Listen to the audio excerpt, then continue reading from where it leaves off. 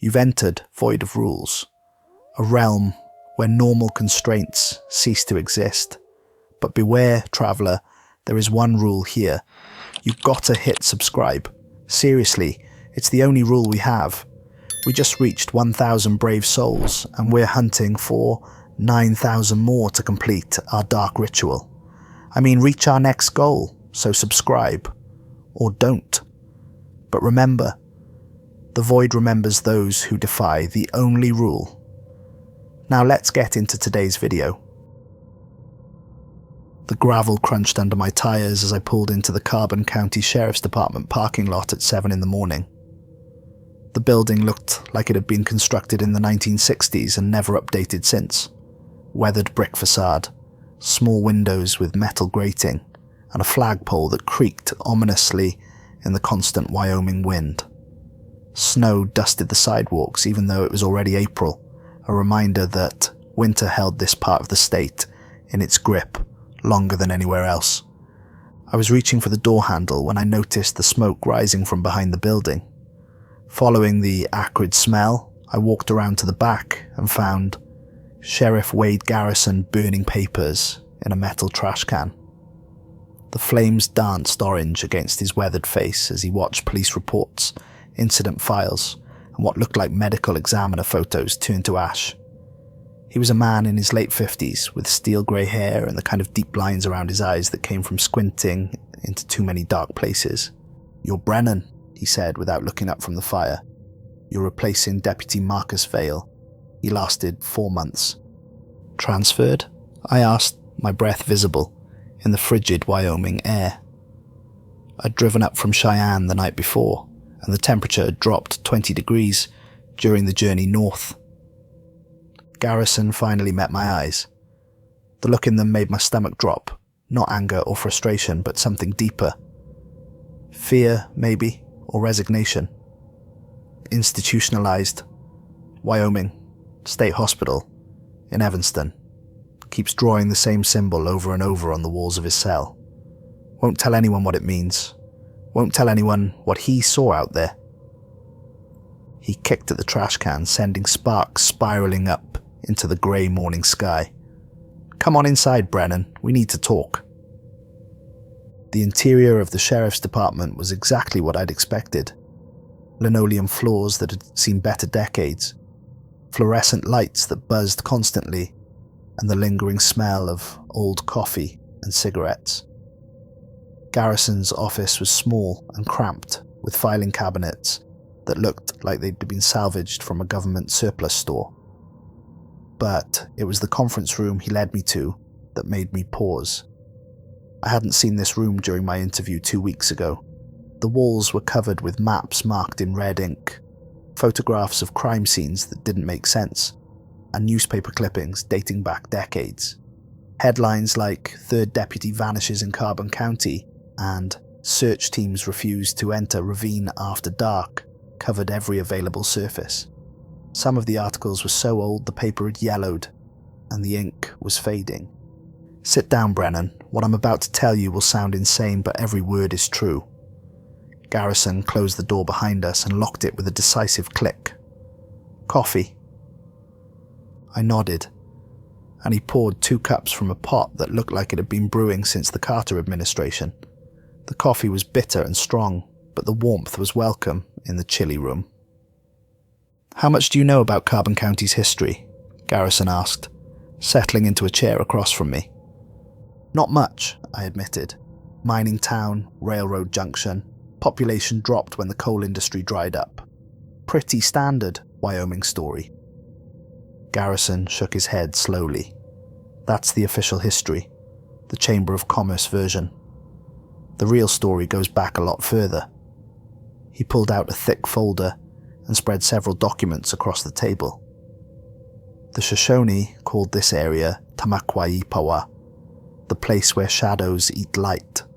They wouldn't hunt here, wouldn't camp here, wouldn't even travel through here if they could avoid it. When the first white settlers arrived, they found Shoshone artifacts arranged in specific patterns around the valley, warning markers, according to the tribal elders I've spoken with. He showed me a photograph of strange stone cairns arranged in geometric patterns. These were found all around the county. The settlers destroyed most of them, figured they were just random Indian superstitions, big mistake. What kind of mistake? I asked, though I wasn't sure I wanted to know the answer.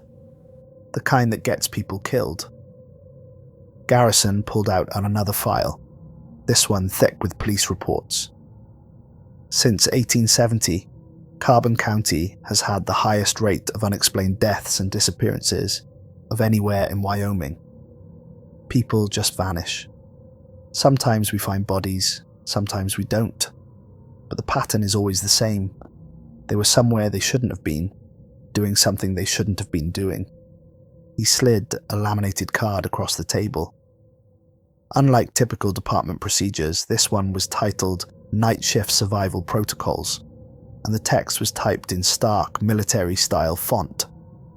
Protocol 1. Never acknowledge the woman in the yellow coat who walks Highway 230 between midnight and dawn. Protocol 2. If you receive a call from your own radio frequency, do not respond. Protocol 3. The Rawlins Cemetery. If the gate is open after 10 p.m., drive past without stopping. Protocol 4. When approaching the old Sinclair refinery, count the smokestacks. There should be 4. If you count 5, leave immediately. Protocol 5. Do not pursue suspects into the Ferris Mountains after sunset. Protocol 6. If children are playing in the schoolyard at Hannah Elementary after dark, they are not children. Protocol 7. The train whistle that blows at 2:17 a.m. When you hear it, lock your doors and wait for it to pass. These protocols, Garrison said, his voice heavy with exhaustion, are written in blood. Every single one of them exists because a deputy learned the hard way what happens when you ignore the rules of this place. I stared at the list, trying to process what I was reading. Sheriff, with all due respect, this sounds like what, ghost stories, urban legends? Garrison's voice hardened. Deputy Vale said the same thing, right up until he broke Protocol 4. He showed me a photograph of a young man in uniform, Deputy Vale. In the photo, he was smiling, confident, ready to serve and protect, fresh out of the academy, probably, just like me. Then he showed me a more recent photo. The same man, but his eyes were hollow, empty, like he'd seen something that burned out his soul from the inside. His hair had gone completely white, and his face looked decades older, despite only 4 months having passed. Found him 3 days after he went missing, Garrison continued, sitting in his cruiser at the old Sinclair refinery, staring at nothing. Doctors say his mind just broke. Whatever he saw in there, it was enough to snap something fundamental inside his head. Garrison pulled out another folder, this one even thicker. Deputy Angela Rodriguez, 2019, ignored Protocol 1. Found her walking along Highway 233 days later, wearing a yellow coat that wasn't hers. She couldn't remember her own name, couldn't remember being a deputy, couldn't remember anything from the last 10 years of her life. She's in a care facility in Casper now, still wearing that yellow coat. Won't take it off. Deputy Thomas Chen, 2017. Pursued a suspect into the Ferris Mountains after dark. Never came back. Search teams found his badge nailed to a tree trunk 15 miles into the wilderness. No other trace of him. Deputy Sarah Williams, 2015. Investigated reports of children playing at the elementary school after midnight. Security cameras show her walking into the schoolyard at 12:47 a.m. At 12:48, the cameras show the schoolyard empty. No sign of Williams, no sign of any children. She's still listed as missing. The folder was full of similar stories going back decades. Deputies who'd ignored the protocols and paid the price. Some died, some disappeared, some came back changed in ways that made death seem preferable. The thing about this county, Brennan, is that it's old. Older than the settlements, older than the railroad, older than anything we can measure. There are things here that don't follow the rules of the world we know. They have their own laws, their own logic, and they don't particularly care about our understanding of reality. Garrison stood up and walked to the window, looking out at the empty main street of the small town. We're not just law enforcement here, we're guards at the gates of hell. Our job isn't just to protect the citizens from each other. It's to protect them from things that shouldn't exist, but do anyway. He turned back to me, and I could see the weight of years in his expression. The protocols aren't suggestions, Brennan. They're not hazing for the new guy, and they're not some kind of elaborate joke. They're the only thing standing between you and whatever took Deputy Vale's sanity. Between you and whatever is wearing Rodriguez's face in that care facility. Between you and the fate of every deputy who thought they knew better than the rules. I spent the rest of that first day going through case files, trying to make sense of what Garrison had told me. The official reports were sanitized, professional, full of phrases like unexplained circumstances and investigation ongoing. But between the lines, I could see the truth. Carbon County was a place where normal police work intersected with something much darker and more dangerous. My first few shifts were deceptively normal. Traffic stops on Highway 230, mostly truckers passing through on their way to Denver or Salt Lake City.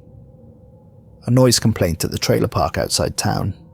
Turned out to be old Murphy's television, turned up too loud because his hearing was going. A domestic disturbance that ended with both parties agreeing to spend the night at their respective mothers' houses.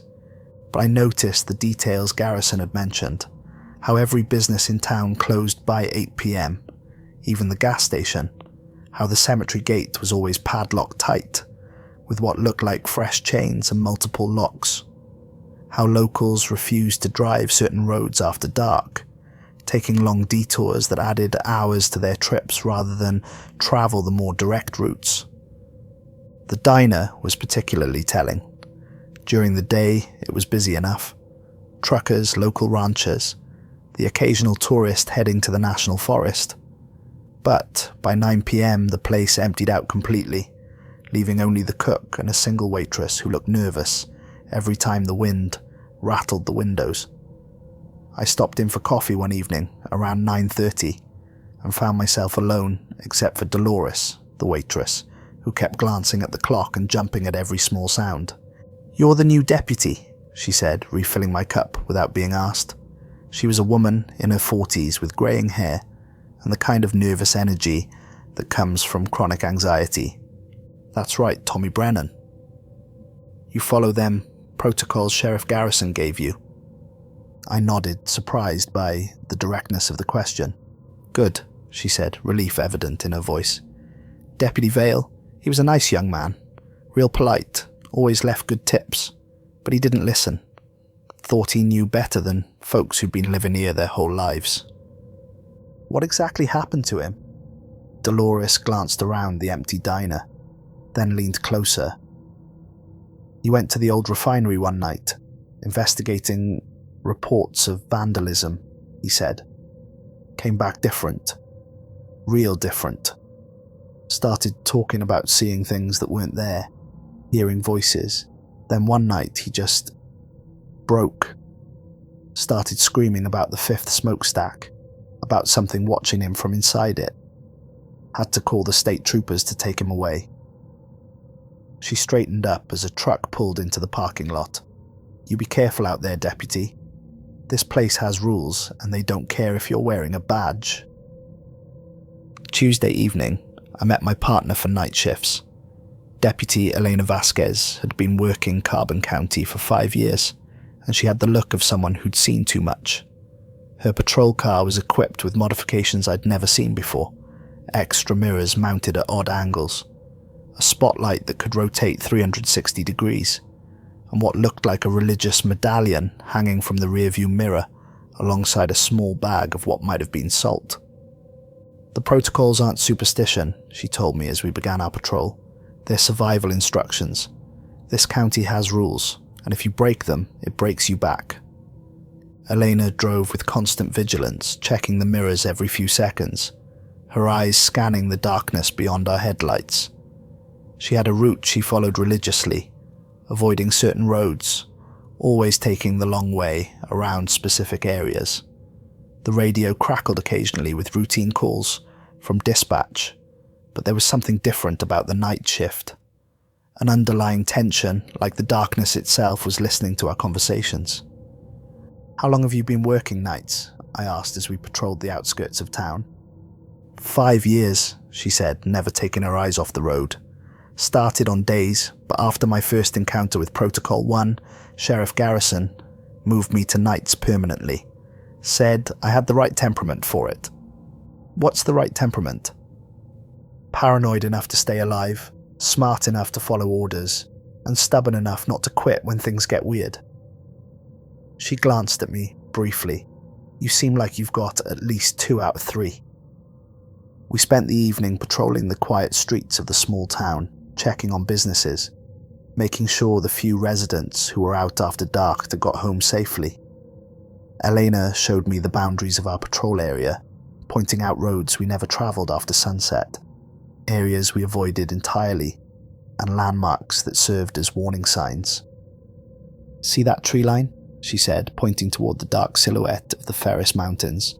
"During the day, it's fine. Beautiful country, good hunting, nice hiking trails. After sunset, it might as well be another planet. Things live in those mountains that don't follow the rules of biology or physics. Things that are older than human civilization, and a lot hungrier." Thursday night, 12:34 a.m., we were driving Highway 230 when Elena suddenly grabbed my arm. Her grip was strong enough to leave bruises, and her whole body had gone rigid with tension. "Don't look," she hissed. "Just keep driving. Don't slow down. Don't speed up. Don't acknowledge her in any way." In my peripheral vision, I saw her. A woman in a yellow coat walking along the roadside. She was moving wrong, like she was walking backwards but facing forward. Her gait was mechanical, inhuman, like a marionette, being operated by someone who'd never seen a person walk before. As we passed, she turned her head to follow our car, and I caught a glimpse of her face in the side mirror. It wasn't a face at all, just smooth skin, where features should be. No eyes, no nose, no mouth, just a blank oval of pale flesh that somehow managed to convey a sense of desperate hunger. "She's been walking that stretch for 30 years, Elena whispered, once we were well past, her voice barely audible over the hum of the engine. "Ever since the accident. 3 deputies have stopped to help her. Deputy Morrison, in 1995, found him walking the same route 3 days later, wearing a yellow coat. No memory of who he was. Deputy Jackson in 2003 came back speaking backwards, couldn't form normal sentences anymore. Deputy Rodriguez in 2019, well, you heard about her." I wanted to ask more questions, but something in Elena's expression told me I didn't want to know the details. Instead, I focused on the road ahead, trying to forget the image of that featureless face turning to watch us pass. The rest of the week passed without incident, but I could feel the weight of the protocols settling over me like a heavy blanket. Every call, every patrol, every moment of the night shift was filtered through the lens of those 7 rules. I found myself checking and rechecking the list, memorizing each protocol until I could recite them in my sleep. Saturday night we got a call about vandalism at the old Sinclair refinery. The caller reported broken windows and spray paint, typical teenage mischief. But as we approached the crumbling industrial complex, Elena made me count the smokestacks out loud. 4, I said, squinting through the windshield at the towering concrete structures silhouetted against the star-filled sky. "Good," she replied, but her voice was tense. "Always 4. If you ever count 5, don't question it. Don't look again, just leave. Drive away as fast as you can, and don't look back." The refinery had been abandoned since the early 1980s, when the coal industry started its long decline. The buildings were in various states of decay, with broken windows, rusted machinery, and weeds growing through cracks in the concrete. We investigated the reported vandalism, broken bottles, some graffiti that looked like it had been done by bored teenagers with too much time and too little supervision. But as we were leaving, something made me look back. 5 smokestacks silhouetted against the starlit sky. I blinked hard, counted again. 4. "Elena," I started to say, but she was already flooring the accelerator. "You saw 5, didn't you?" she asked, her knuckles white on the steering wheel. That's how it starts. The place shows you things that aren't there. Or maybe they are there, just not in our reality. Deputy Vale saw 5 smokestacks. That's when he started talking about something watching him from inside the 5th one. We drove in silence for several minutes before Elena spoke again. The refinery is some kind of focal point, thin spot between our world and whatever's on the other side. The Shoshone had warning markers all around it, but the white settlers tore them down when they built the plant. Been nothing but trouble ever since. The following Tuesday, 2:17 a.m. exactly, we heard it. A train whistle, long and mournful, echoing across the empty landscape. Elena immediately pulled over to the side of the road and locked all the doors with sharp clicks that seemed unnaturally loud in the silence. "There hasn't been a train through here in 15 years, she said, her voice barely above a whisper. "But every night at 2:17, it comes. Carrying passengers who died in the 1952 derailment. If you're outside when it passes, you become one of them." Through the windshield, I saw lights moving in the distance. Not headlights, but the warm glow of train windows. The whistle blew again, closer now. And I swear I could hear voices calling from inside those lights. Voices that sounded happy, excited, like they were heading somewhere wonderful and wanted us to join them. The sound of steel wheels on tracks grew louder, though the railroad had been torn up decades ago. I could hear the rhythmic clicking of wheels over rail joints, the hiss of steam, the chatter of passengers discussing their destinations. It was so real I found myself looking for the actual train, expecting to see it burst from the darkness like something out of a movie. The lights passed by our location, and for just a moment, I could swear I saw the outline of passenger cars, the silhouettes of people sitting by windows, looking out at the landscape. Some of them seemed to notice our patrol car and waved, friendly gestures from travellers who didn't realise they'd been dead for 70 years. Elena didn't start the engine again until the whistle faded completely into the distance, leaving only the normal sounds of the Wyoming night. Wind through the grass, the distant cry of a coyote, the hum of our idling engine. Deputy Chen tried to follow it once, she said finally. Found his car wrapped around a tree the next morning. He'd been driving across empty prairie, chasing lights that weren't really there. Or maybe they were there, just not in the same world as the rest of us. Thursday night, our routine patrol took us past Rawlins Cemetery. It was a small graveyard on the outskirts of town, maybe 50 headstones dating back to the late 1800s. During the day, it was peaceful enough, well maintained by the city crew, with a simple chain-link fence and a metal gate that was always kept locked. But tonight, the gate was standing wide open, creaking in the wind. Elena slammed on the brakes so hard, I was thrown forward against my seatbelt. "It's never open," she said, her voice tight with fear. "Never. Not even during the day. The city doesn't even have a key anymore. They welded the lock shut after the incident in 2015. We sat there, engine idling, staring at that open gate. The headstones beyond were barely visible in our headlights, but they seemed to stretch on forever. Far more graves than should have been able to fit in the small cemetery I remembered seeing during daylight hours. From deep within the cemetery, we heard singing, a children's choir, but the melody was wrong, discordant, like someone had taken a familiar hymn and twisted it into something unrecognizable.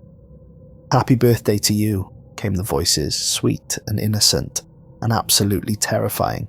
"Happy birthday to you. Happy birthday, dear deputy. Happy birthday to you." They knew my name.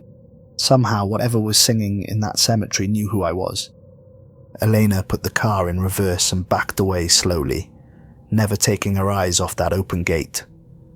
"Whatever's in there tonight," she said, "it wants us to come in. That's exactly why we don't." As we drove away, I could still hear the singing, growing fainter but never quite disappearing entirely. In my rearview mirror, I saw figures moving between the headstones, small shapes that might have been children, if children moved like spiders and had too many arms. For 2 weeks, I followed the protocols religiously.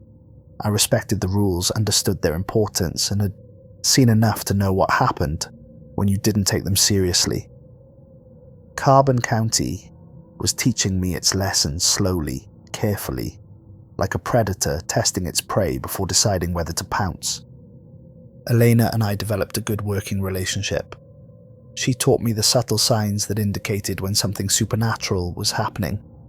The way the radio static changed pitch, how the temperature would drop suddenly in specific locations, the feeling of being watched that wasn't just paranoia.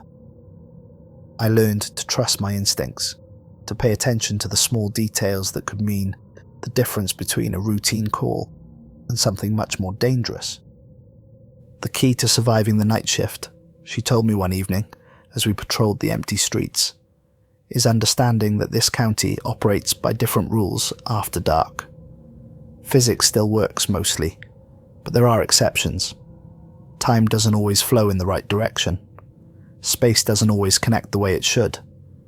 And the things that live here don't necessarily have your best interests at heart. I was starting to feel confident, maybe even cocky. I'd handled everything Carbon County had thrown at me so far. I'd seen the woman in the yellow coat and ignored her. I'd heard the phantom train and waited for it to pass. I'd counted 4 smokestacks at the refinery, and only 4. I was following the protocols, respecting the rules, and nothing had happened to me. That confidence would prove to be my downfall. Wednesday night, Elena called in sick with a severe migraine. Something about the voices being too loud tonight, and needing to put extra salt around the house. I was flying solo, which made me nervous, but I'd been handling the routine calls well enough during my training period. Sheriff Garrison had cleared me for solo patrol just the week before, expressing confidence in my ability to handle whatever Carbon County might throw at me. The first part of the shift was routine, a minor fender bender on Highway 230. No injuries, just a couple of truckers who'd been following too closely. A noise complaint at the trailer park that turned out to be someone's television turned up too loud. A welfare check on old Mrs. Patterson, who'd forgotten to call her daughter like she did every evening at 9 p.m. 11:47 p.m. I got a call from dispatch. Domestic disturbance at the old Morrison Ranch, out past the Ferris Mountains. The caller, a woman named Linda Morrison, sounded terrified, her voice shaking as she reported that her husband Carl had been drinking and threatening her with a shotgun. "Please," she sobbed into the phone, her words barely comprehensible through her tears. "He's been drinking since noon and he's got his hunting rifle. He keeps talking about things, watching him from the mountains. Says they're coming for us. I'm locked in the bathroom, but I don't think the door will hold if he really wants to get in." The Morrison Ranch was isolated, 30 miles from town via winding mountain roads. As I drove, I reviewed the protocols in my head. Protocol 5 clearly stated not to pursue suspects into the Ferris Mountains after sunset, but this wasn't pursuit. It was a domestic call. I wasn't chasing anyone. I was responding to a victim in need, a woman whose life might be in immediate danger. My radio crackled with static as I climbed higher into the mountains. The reception got spotty up here, but I could still reach dispatch if needed.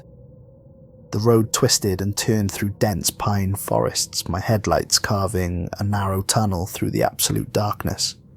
No other traffic, no signs of civilization, just mile after mile of empty wilderness. The temperature dropped noticeably as I gained elevation, and my breath began to fog inside the patrol car despite the heater running full blast.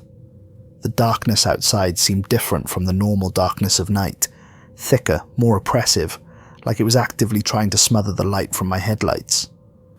I tried to radio Elena, forgetting for a moment that she was off duty. "Deputy Vasquez, this is Brennan. Responding to a domestic disturbance at the Morrison Ranch. Could use some backup if you're available." Static was the only response. I tried dispatch but got only broken fragments of conversation that didn't seem to be coming from our normal frequency. Voices speaking in what sounded like a foreign language, though I couldn't identify which one. Sometimes the voices seemed to be having normal conversations but played backwards or at the wrong speed. I arrived at 12:23 a.m. to find the Morrison Ranch dark, except for one window glowing yellow in the main house. My headlights swept across the yard, revealing scattered tools, an overturned wheelbarrow, and something else. Fresh tire tracks leading away from the house towards the mountains. The tracks were deep, like someone had been driving fast or carrying a heavy load. Linda Morrison met me at the door before I could even knock. She was a small woman in her 50s, wearing a faded housecoat and slippers that had seen better years. Her face was streaked with tears, and she clutched a cordless phone in her shaking hands. But it was her eyes that struck me, wide with terror, darting constantly to the windows as if she expected something to come crashing through the glass at any moment. "Thank God you're here," she said, pulling me inside. "He's gone. Carl took the truck and headed up into the hills about an hour ago. He's got his hunting rifle, and he's been drinking all day. I'm scared of what he might do to himself, or to whoever might try to stop him." The inside of the house was neat but lived in, with the kind of comfortable clutter that comes from decades of marriage. Family photos on the mantel, a crossword puzzle half finished on the kitchen table, a cat sleeping peacefully on the couch as if domestic violence was just another part of its daily routine. "Tell me exactly what happened," I said, pulling out my notebook. Linda led me to the kitchen and poured herself a cup of coffee with hands that shook so badly she spilled more than she managed to get in the cup. "Carl's been acting strange for weeks now, talking about seeing things in the mountains, hearing voices calling his name. At first I thought it was just the isolation getting to him. We're pretty far out here, and winter was hard this year, but it got worse." She sat down at the kitchen table, wrapping her hands around the coffee mug, like it was the only warm thing left in the world. "Today, he started drinking early, right after breakfast. By noon, he was ranting about them coming to get us, about how we needed to leave before dark. I tried to calm him down, but he just got angrier. Around 11, he loaded his rifle and headed for the truck, said he was going to settle this once and for all, and drove off toward the mountains. This was where I made my mistake. Linda begged me to find Carl before he hurt himself or someone else. She pointed toward a trail that led up into the Ferris Mountains, and I could see distant headlights moving through the trees like fireflies in the darkness. "He knows every inch of those mountains," she pleaded. "Been hunting up there since he was a boy. If he gets lost in his condition, or if he does something stupid with that rifle, please, Deputy, he's not a bad man. He's just scared and drunk and not thinking straight." I should have waited for backup. I should have called the state police. I should have remembered Protocol 5 and refused to go into those mountains after dark. But Carl Morrison was out there, drunk and armed, and every minute I waited increased the danger to himself and potentially to others. The rational part of my mind told me this wasn't really pursuit. It was rescue, a welfare check on someone who might be in immediate danger. I made the choice that killed me. I decided to go into the mountains, telling myself it wasn't really a violation of Protocol 5. I was helping, not pursuing. I was preventing tragedy, not chasing a suspect. The protocols couldn't possibly apply to a situation like this.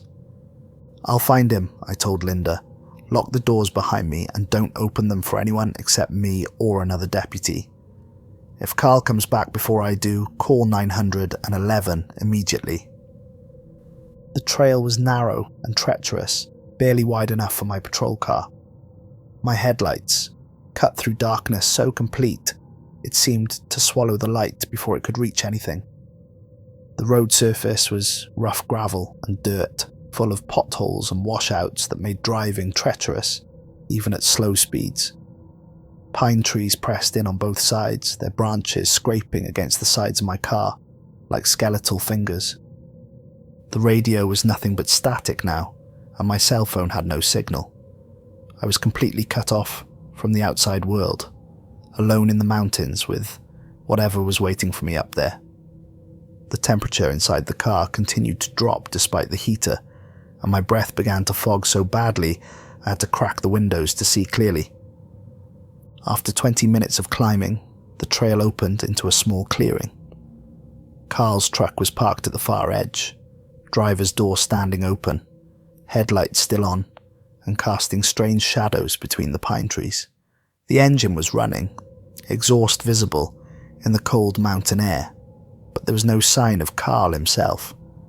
I parked behind the truck and got out, immediately hit by air so cold it made my eyes water. The silence was absolute.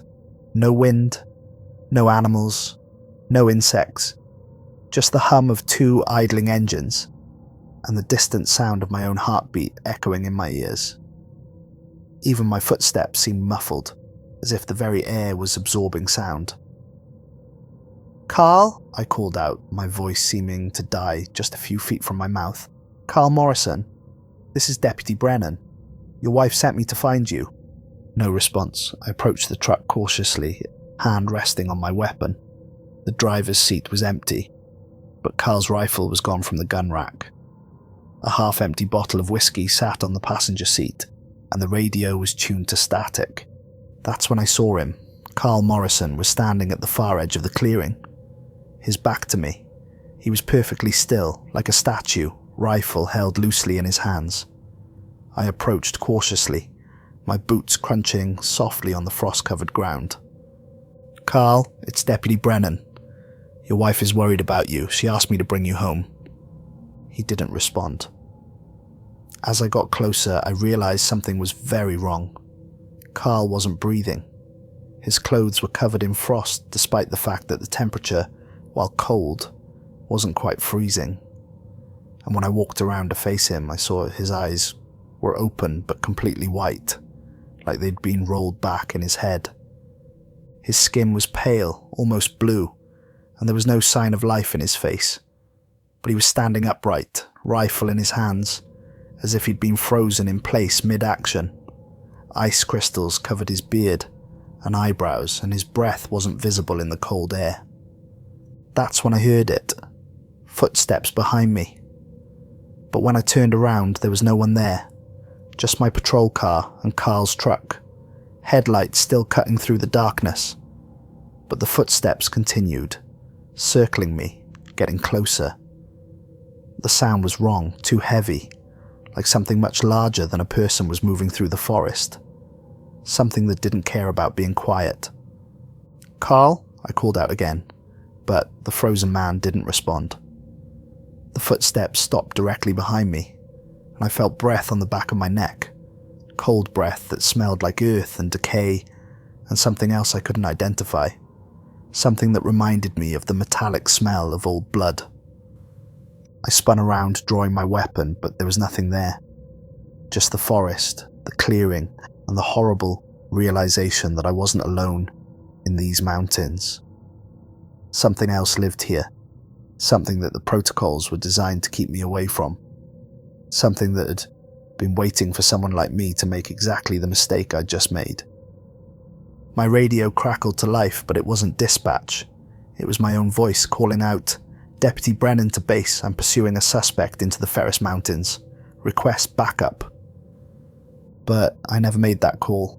I was hearing my own voice from tomorrow, or yesterday, or some other time entirely. The mountains had their own rules, their own timeline, and I'd stepped outside the protection of the protocols and into whatever twisted reality existed in this place. The forest began to change around me. The trees seemed taller, more twisted, their branches reaching toward me like gnarled fingers. The darkness between them grew deeper, more solid, until it seemed like the shadows themselves were alive and moving with purpose. I could hear voices now calling from deeper in the forest, voices that sounded familiar, though I couldn't place them. Carl Morrison turned to face me, his white eyes now focused on mine, with an intensity that made my skin crawl. His mouth opened, and my own voice came out. "The protocols exist for a reason, Deputy. You should have listened." I tried to run back to my patrol car, but the ground beneath my feet shifted and changed. What had been a short walk to reach Carl now seemed like miles. The clearing stretched and warped around me, becoming longer and wider until my car seemed impossibly distant. The headlights grew dimmer and more distant, though I could still hear the engine running somewhere behind me. More figures emerged from the forest. Other deputies, I realized with growing horror. Deputy Chen, who'd vanished in 2017. Deputy Williams, missing since 2015. Deputy Jackson, who'd come back speaking backwards after encountering the woman in the yellow coat. They all looked exactly as they had in their official photos, except for their eyes, white and empty, staring at me with expressions of terrible hunger. "Welcome home, Deputy," they said in unison, their voices a chorus of my own words spoken by throats that no longer belonged to the living. "We've been waiting for you."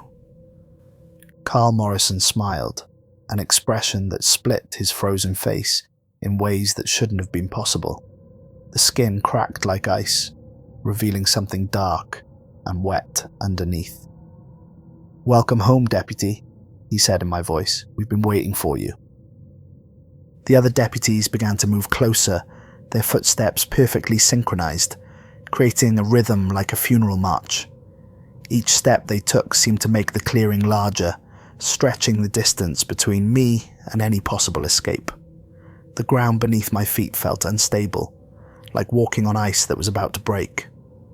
"You broke Protocol 5, Deputy Chen said, his voice a perfect mimicry of mine, but with an echo that seemed to come from inside my own head, just like I did, just like we all did.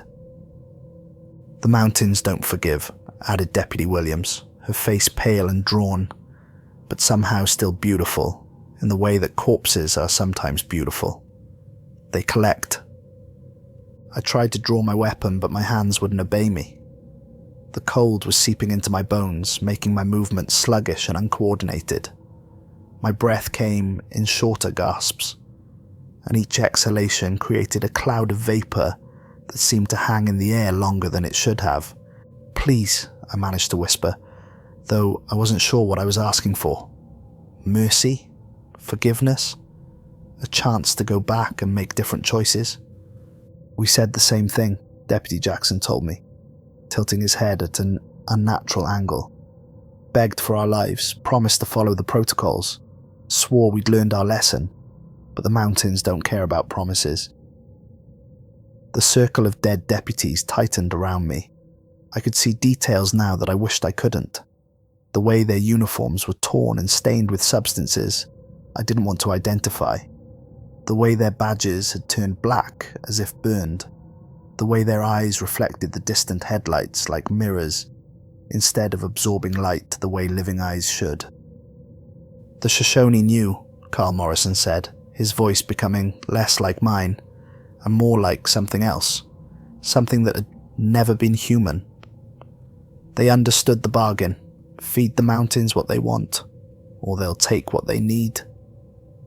"What do they want?" I asked, though I was afraid I already knew the answer. "Guardians," Deputy Chen replied. "Sentries. People who know the rules but break them anyway. People who think they're special, think they're different, think the protocols don't apply to them." The forest around us began to pulse with a light that came from no visible source. A sickly green glow that made everything look diseased and wrong. In that light, I could see more figures moving between the trees. Not just deputies, but others. Civilians who'd wandered into places they shouldn't have gone. Tourists who'd ignored local warnings. Hunters who'd stayed out too late and seen too much. Every county has its guardians, Deputy Williams explained, her voice taking on the cadence of a teacher explaining a lesson to a slow student. Every place where the old world bleeds through into the new. We're the price that keeps the really dangerous things from spreading. I felt something cold touch my shoulder and turned to find Carl Morrison standing directly behind me, close enough that I should have heard him approach. His hand was on my uniform shirt, and where he touched, frost began to spread across the fabric. "Don't fight it," he said, and for a moment his voice was his own again. The voice of a frightened man who'd made the same mistake I had. Fighting just makes it worse, makes it last longer. The cold spread through my body like liquid nitrogen in my veins. My legs gave out and I fell to my knees on the frozen ground.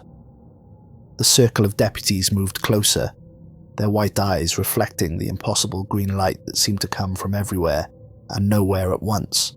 "The protocol exists for a reason," they chanted in unison, their voices creating harmonies that human vocal cords shouldn't have been able to produce.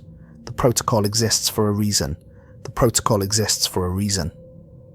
I tried to speak, to protest, to explain that I'd been trying to help, that I'd been following my training, that I'd been doing what any good deputy would do. But the words wouldn't come. The cold had reached my throat, my lungs, making each breath a monumental effort. "Every deputy thinks they're the exception," Deputy Chen said, kneeling beside me, with movements that were too fluid, too graceful for a dead man. "Every one of them has a good reason for breaking the rules. We're helping, we're serving, we're protecting and serving, right? That's what we swore to do." "But the mountains don't care about oaths," Deputy Williams added, her hand joining Carl's on my shoulder. "They don't care about good intentions or noble motivations. They only care about the rules and the price for breaking them." The green light grew brighter, and in it I could see the truth of this place. The Ferris Mountains weren't just a geographic feature. They were something alive, something ancient and hungry and patient. The forests were its teeth, the peaks its eyes, the valleys its gullet, and we were its digestive system, breaking down the souls of those who violated its laws and feeding their essence back into the ecosystem of nightmares that Carbon County had become. "How long?" I managed to whisper through lips that were already turning blue. "Forever," they replied in unison, "until the mountains are satisfied, until the old debts are paid, until the world ends or the barriers fail completely." I felt my consciousness starting to slip away, but it wasn't like falling asleep or losing consciousness from injury.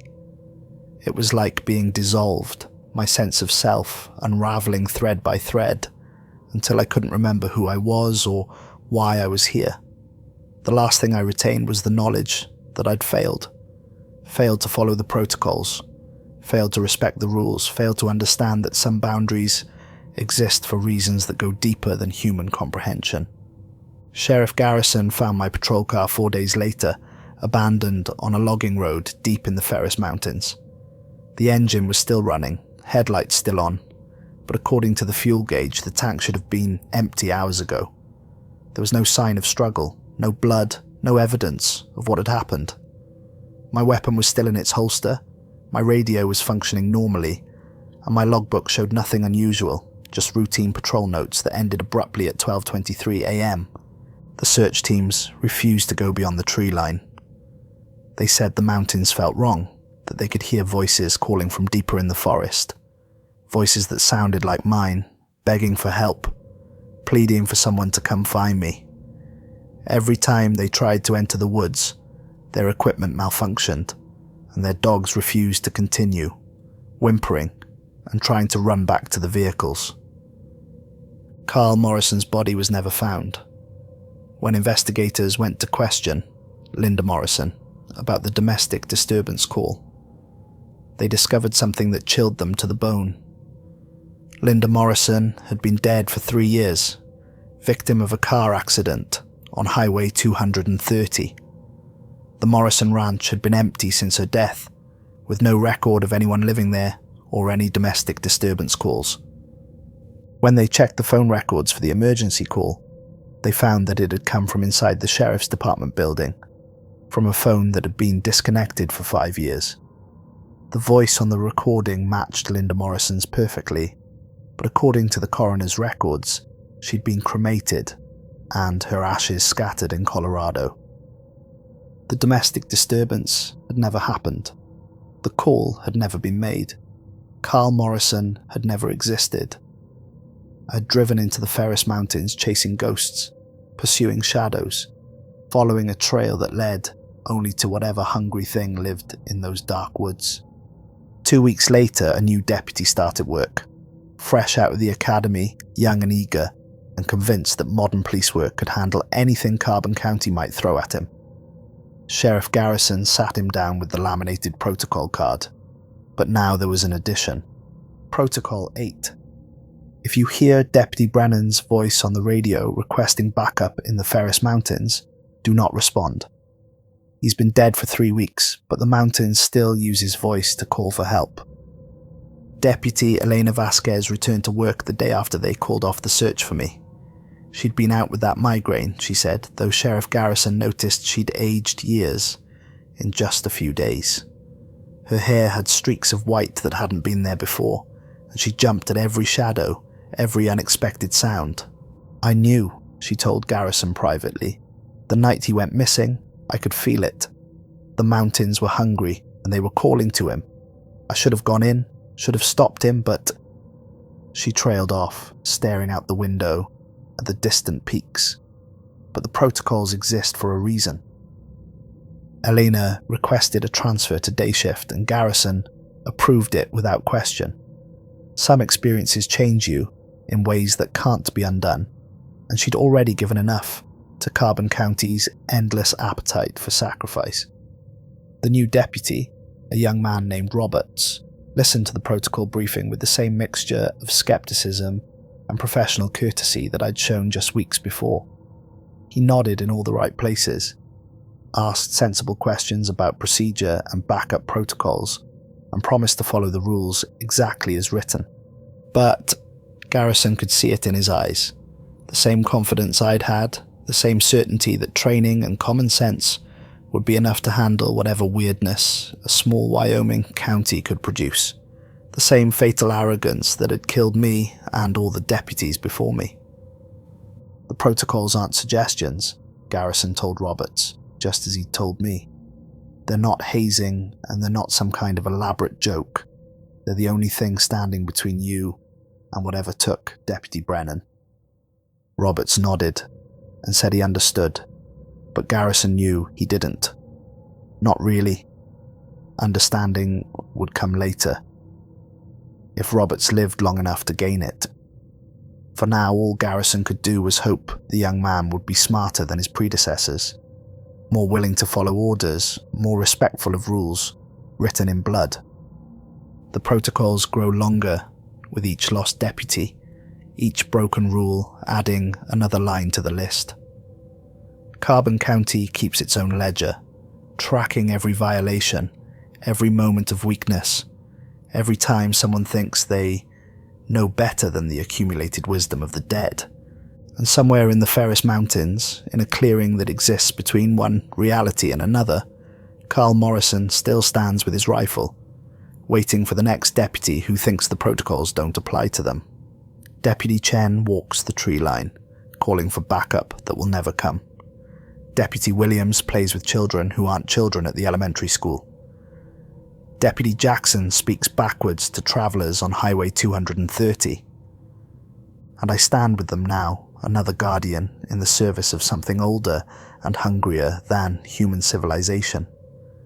When the radio crackles with calls for help, when young deputies venture where they shouldn't go, when the protocols are broken and the rules are ignored, we answer, not to help, not to rescue, but to collect. Because in Carbon County, the night shift never really ends. It just finds new guards to replace the ones who forgot that some rules exist for a reason. The mountains remember every violation, every broken protocol, every deputy who thought they were special enough to ignore the warnings. And we remember too. We remember the fear, the cold, the moment when understanding finally came too late to matter. We remember what it felt like to be human, to have hope, to believe that good intentions could overcome ancient evils. But mostly, we remember the sound of our own voices calling for help that never comes, echoing through the dark forests of the Ferris Mountains, warning other deputies to stay away from places where the protocols matter more than life itself. The debt is always paid in full, the ledger is always balanced, and the night shift continues one broken rule at a time,